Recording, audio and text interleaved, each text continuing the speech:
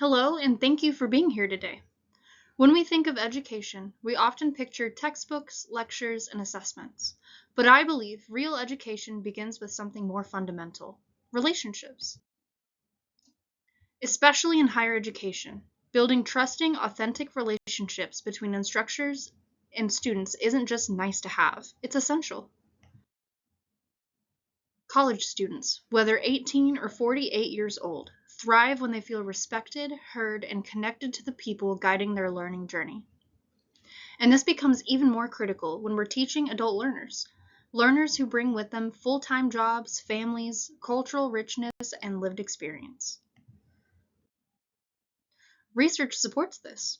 According to Crosling, Thomas, and Heagney in 2008, strong faculty-student relationships are linked to greater student engagement, increased retention rates, and improved academic outcomes.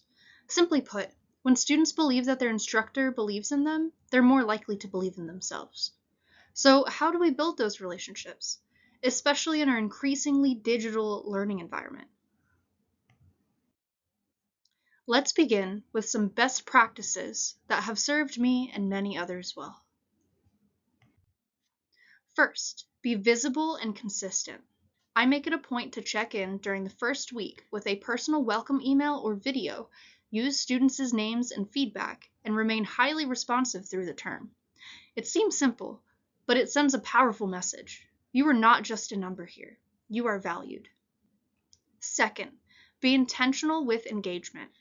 I design discussion boards and assignments that invite students to share something of themselves, their goals, their context, their opinions. A student who can connect the course content to their lived reality is a student who's far more likely to engage deeply and succeed. Third, I model vulnerability and humanity. Students don't need perfect professors. They need real ones. I share my own learning journey, including the challenges I've faced.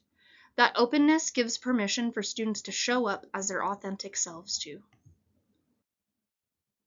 Now, understanding the needs and interests of adult learners requires an added layer of intentionality. Knowles' theory of andragogy reminds us that adults are self-directed, problem-centered learners who bring a wealth of experience into the classroom. That means I don't assume, they inform. I regularly invite feedback on course design, offer flexible learning options, and adjust assignments to make them relevant and applicable to the real-world contexts. What happens when we encounter student viewpoints that differ from our own? This, to me, is where true learning happens. Higher education should not be an echo chamber. I foster an environment where disagreements are explored respectfully and curiosity is encouraged over criticism. When a student challenges my perspective, I thank them. I don't shut down the conversation, I lean into it. That doesn't mean compromising academic integrity or standards, but it does mean listening deeply, asking thoughtful questions, and modeling intellectual humility. Now, as someone who views education through the lens of faith, I'm also deeply committed to integrating a Christian worldview in how I support culture and diversity in the classroom.